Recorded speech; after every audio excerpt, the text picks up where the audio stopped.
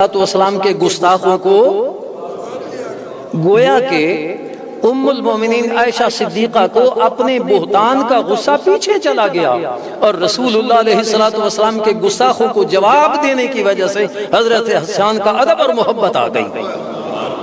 نعرہ تکبیر، اللہ اکبر، رسالت، عظمت مصطفیٰ۔ اور جو رسول اللہ علیہ السلام کے گستاخوں کو جواب دیتا ہو نا سختی سے، وہ جھگڑالو اور لڑاکا نہیں ہوتا بلکہ وہ فاروق اعظم ہوتا ہے رضی اللہ تعالی عنہ۔ وہ فاروق اعظم ہوتا ہے، حضرت فاروق اعظم رضی اللہ تعالی عنہ۔ آپ کو کوئی جھگڑالو کہتا ہے؟ تفسیر روح البیان میں ہے کہ حضرت فاروق اعظم رضی اللہ تعالی عنہ کو کسی نے بتایا کہ فلاں مسجد کا جو امام ہے وہ فجر کی نماز میں ہمیشہ سورہ عبس پڑھتا ہے۔ کون سی سورت پڑھتا ہے؟ عبس۔ یہ فاروق اعظم کو کسی نے بتایا۔ آپ نے فرمایا اچھا، وہ جو فجر کی، اب سورہ عبس قرآن ہے اور فجر کی نماز میں قرآن پڑھتا۔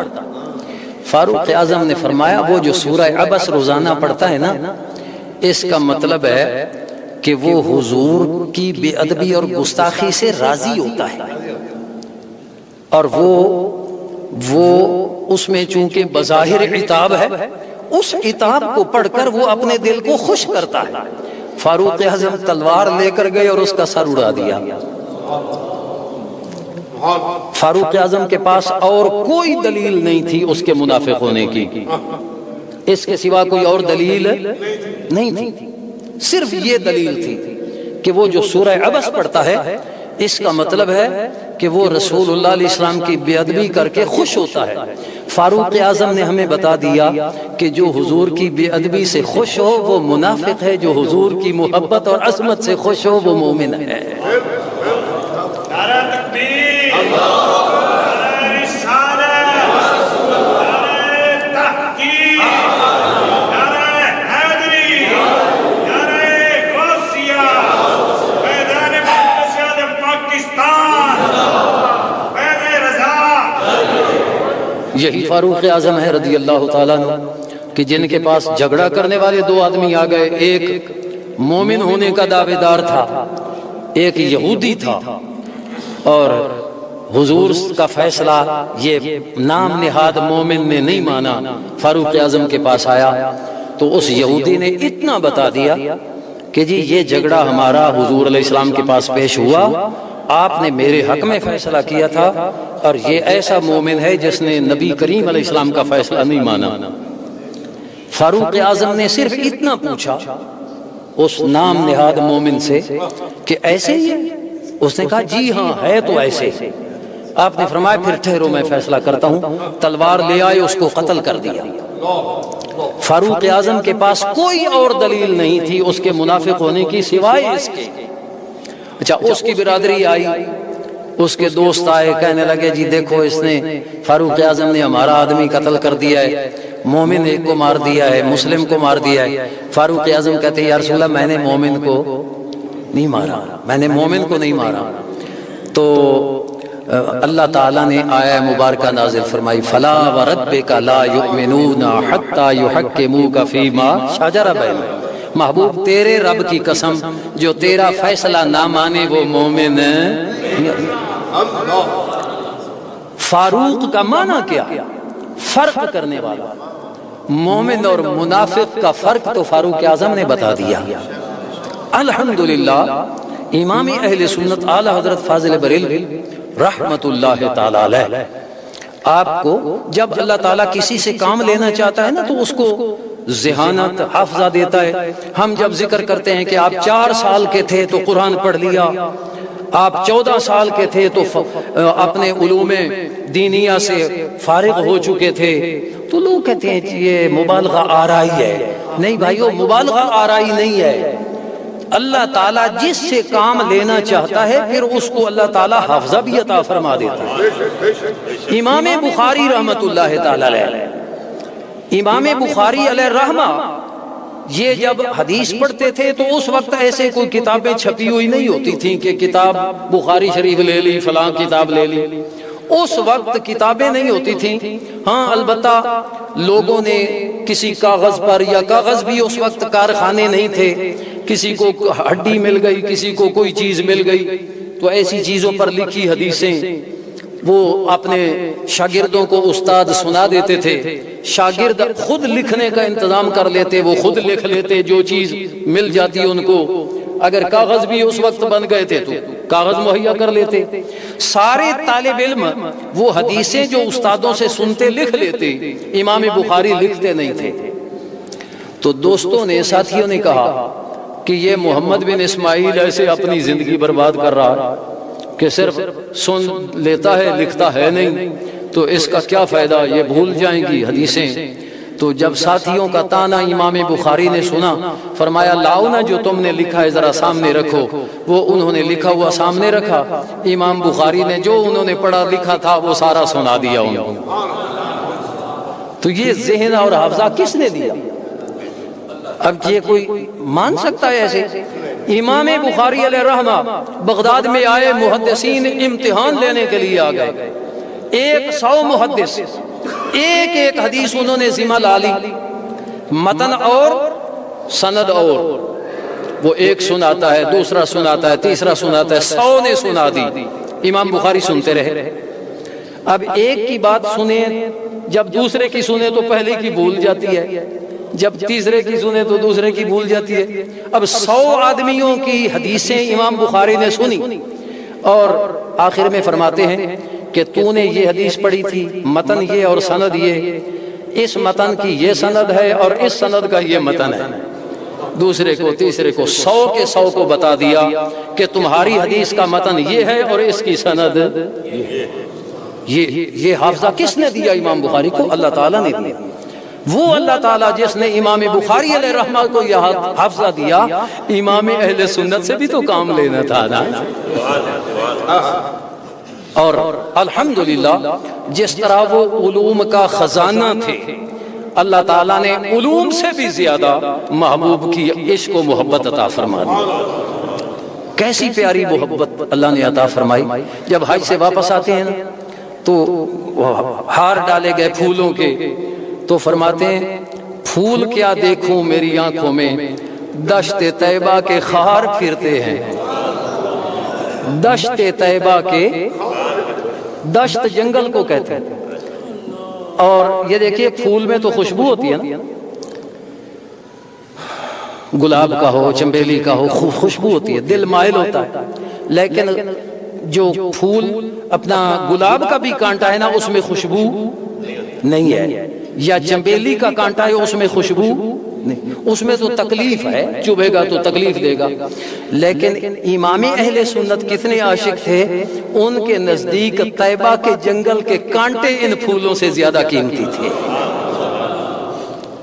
اور وہ کانٹے نگاہوں میں تھے، ان پھولوں کی طرف دیکھنے کو جی نہیں چاہ رہا تھا۔ تو جو طیبہ کے دشت کے کانٹوں سے اتنی محبت کر رہے تھے، مدینہ والے سے کتنی محبت ہوگی، کتنا عشق ہوگا ان کو رسول اللہ علیہ السلام۔ میں ایک عرض کر کے، شاید وقت بھی میرا کافی ہو گیا، ہمارے کچھ جو علماء ہیں نا، جب یہ دیابنا وہابیہ کا نام لیتے ہیں تو مولوی مولوی کہتے ہیں۔ یہ بھائی لفظ مولوی کا معنی ہے اللہ والا، لفظ مولوی کا معنی کیا ہے؟ اللہ والا۔ اور کسی کو پہلے اللہ والا کہہ کے پھر اس کی مذمت کرنا، یہ تو ٹھیک نہیں۔ نجدی وہابی وہ عالم تو ہو سکتے ہیں لیکن مولوی نہیں ہو سکتے۔ مولوی تو ہر مولوی وہ ہے جو رسول اللہ کا غلام ہے، وہ عالم ہو یا نہ ہو۔ یہ ہمارے عوام بھائی بھی وہ جی مولوی ایسے، مولوی ایسے۔ لفظ مولوی کا معنی تو سمجھو کیا ہے۔ مولوی کا معنی ہے مولا والا، اللہ والا۔ جس کو اللہ والا کہہ دیا اس کو برا مت کہہ، اور جو برا ہے وہ اللہ والا نہیں ہے، وہ شیطان والا ہے۔ اولئک حزب الشیطان، وہ شیطان کی جماعت ہے۔ وہ نجدی ہیں، وہ نجدی ہیں۔ اسی طرح کبھی لفظ ملا، یہ آپ نے دیکھا نہیں، مولانا جامی جیسے آدمی کو ملا جامی کہتے تھے، ملا جلال، ملا میر صاحب، یہ ملا بہت بڑے علامہ کو کہا جاتا تھا۔ یہ انگریز نے لفظ ملا اور لفظ مولوی کو بدنام کر دیا اور ہمیں ایسا رواج دے دیا، اور شیطان نے لوگوں کی زبانوں پر یہ لفظ لایا کہ یہ لفظ بے ادبی اور گالی بن جائے، ورنہ ملا اور مولوی یہ تو بڑا اچھا لفظ ہے، اور نجدی وہ نجدی ہے، اس کے لیے یہ نجدی ہی کافی ہے۔ اندھے نجدی دیکھ لے قدرت رسول اللہ، سورج الٹے پاؤں پلٹے چاند اشارے سے ہو چاک، اندھے نجدی دیکھ لے قدرت رسول اللہ کی، اندھے نجدی دیکھ لے قدرت رسول اللہ۔ وہ نجدی ہیں جن کے بارے میں رسول اللہ علیہ السلام نے اس نجد کے لیے دعا ہی نہیں مانگی۔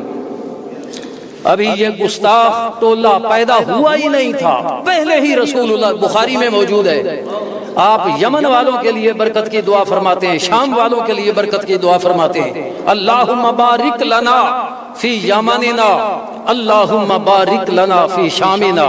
نجد کا ایک آدمی ہے، وہ کہتا ہے یا رسول اللہ نجد کے لیے بھی دعا کر دو۔ حضور علیہ السلام نے دعا نہیں کی، انکار بھی نہیں کیا۔ آپ نے دوسری بار پھر دعا مانگی، اللہم بارک لنا فی یمننا، اللہم بارک لنا فی شامنا۔ تو وہ نجد کا آدمی کہتے ہیں حضور ہمارے لیے بھی دعا مانگو۔ آپ نے نہیں مانگی، انکار بھی نہیں کیا۔ تیسری بار حضور علیہ السلام نے پھر دعا مانگی، اللہم بارک لنا فی یمننا، اللہم بارک لنا فی شامنا۔ یہ بخاری شریف کی حدیث ہے۔ تو اس نے پھر کہا حضور نجد کے لیے بھی دعا کر دو، تو حضور علیہ السلام نے اب فرمایا، اب بتاؤ اس حدیث میں کتنی بار حضور نے دعا کی؟ صلی اللہ علیہ وسلم 3 بار۔ یہ کتنی حدیثیں ہیں کہ حضور علیہ السلام کم از کم 3 بار دعا فرماتے تھے، کبھی 5 بار بھی دعا فرماتے تھے، کبھی اس سے بھی زیادہ بار دعا فرماتے تھے، بار بار دعا فرمانا یہ حضور علیہ السلام کی سنت ہے۔ اور نجدی کہتے ہیں جنازہ دعا ایک بار جو مانگ لی تو دوبارہ کیا ضرورت ہے؟ اور پاگل رسول اللہ علیہ السلام تو 3 بار دعا مانگتے تھے۔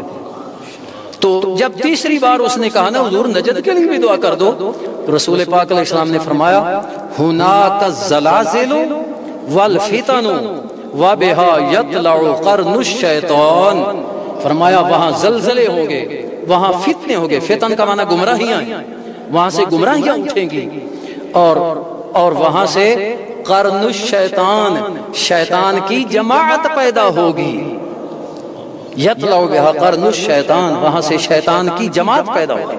اور انہی لوگوں کے لیے حضور علیہ السلام نے فرمایا، یہ بھی بخاری میں موجود ہے، حضور علیہ السلام نے فرمایا کہ کچھ لوگ وہ قرآن پڑھیں گے، یقرؤون القرآن، قرآن پڑھیں گے، اور لا یجاوز حناجرہم، قرآن ان کے حلق سے نیچے نہیں جائے گا، یعنی قرآن کا اثر ان کے دلوں پر نہیں ہوگا۔ یحقر احدکم صلاتہ مع صلاتہم، فرمایا تم اپنی نماز کو ان کی نماز کے سامنے حقیر جانو گے، اور تم اپنے روزے کو ان کے روزے کے سامنے حقیر جانو گے۔ معلوم ہوا وہ اچھی طرح قرآن بھی پڑھیں گے، نمازی بھی بڑے اچھے ہوں گے، روزے دار بھی بڑے اچھے ہوں گے۔ یمرقون من الدین کما یمرق السہم من الرمیہ، اور وہ دین سے ایسے نکلے ہوئے ہوں گے جیسے تیر شکار سے نکل جاتا ہے۔ تو قرآن پڑھنا دین نہیں، نماز پڑھنا دین نہیں، روزہ رکھنا دین نہیں، حضور کس کو دین فرما رہے ہیں وہ بھی میں سناتا۔ یمرقون، فرمایا وہ قرآن پڑھیں گے، نمازیں پڑھیں گے، روزے رکھیں گے، لیکن دین کے ساتھ ان کا تعلق، دین سے وہ نکلے ہوئے ہوں گے۔ لا یمرقون من الدین کما یمرق السہم من الرمیہ، اور سرکار دو عالم علیہ السلام نے فرمایا دین سے ان کا کوئی تعلق نہیں ہوگا۔ اب وہ دین کیا ہے؟ آئیے،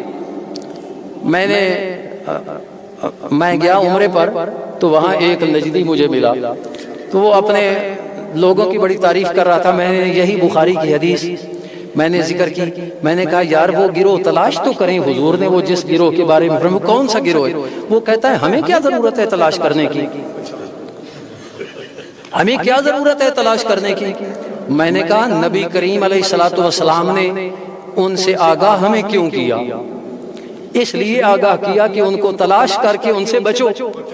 تو کہتا ہے ہمیں ضرورت کوئی نہیں تلاش کرنے کی، وہ کہتا ہے اب میں تازہ وضو کر کے آ جاؤں، اٹھ کر چلا گیا۔ اب تلاش تو کرو وہ کون لوگ ہیں جو قرآن بھی پڑھتے ہیں، جو نمازیں بھی پڑھتے ہیں اور روزے بھی رکھتے ہیں، لیکن دین ان کے پاس نہیں ہے، دین سے ان کا کوئی تعلق نہیں ہے۔ وہ دین کیا ہے؟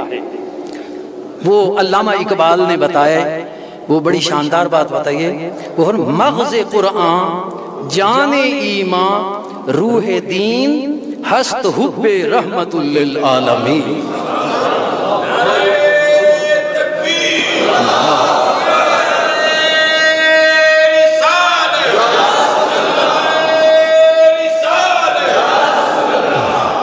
یہ رسول اللہ علیہ السلام کی محبت ہی دین ہے، حضور کی محبت ہی ایمان۔ لا یؤمن احدکم حتی اکون احب الیہ من والدہ وولدہ والناس اجمعین۔ حضور نے فرمایا، تو امام اہل سنت اعلی حضرت آپ، بلکہ میں نے پڑھا ہے کہ آپ نے فوراً فتویٰ نہیں لگایا، جب گستاخوں نے گستاخانہ عبارتیں لکھی تو 20 سال تک اعلی حضرت نے کوشش کی کہ یا یہ اپنی عبارتوں سے رجوع کر لیں، اپنی کتابوں سے نکال لیں، یا پھر ہمارے ساتھ یہ مذاکرات کریں اور دلائل ہم ان کو پیش کریں کہ یہ عبارتیں ٹھیک نہیں ہیں۔ 20 سال تک آپ نے مسلسل خطوط بھیجے، وفود بھیجے، اور جب دیکھا کہ وہ لوگ قریب آنے والے نہیں ہیں بلکہ تعویل در تعویل کر رہے ہیں، پھنستے در پھنستے جا رہے ہیں، امام اہل سنت نے جب دیکھا کہ یہ لوگ تو غیر مسلموں کے اعلی کار ہیں، تو آپ نے ایک آخری خط بھیجا 20 سال کے بعد، فرمایا کہ اب کوئی عذر مسموع نہیں ہوگا۔ پھر اعلی حضرت نے اکیلے فتویٰ نہیں لگایا بلکہ عرب و عجم کے تمام علماء سے رائے لے کر پھر فتویٰ لکھا۔ تو یہ امام اہل سنت اعلی حضرت فاضل بریلوی علیہ رحمہ کا ہم پر احسان ہے کہ آپ نے ہمیں صراط مستقیم پر چلنے کا راستہ الحمدللہ دکھایا۔ اللہ تعالی ہمیں انہی کے نقش قدم پہ چلنے کی توفیق عطا فرمائے۔ وآخر دعوانا ان الحمدللہ۔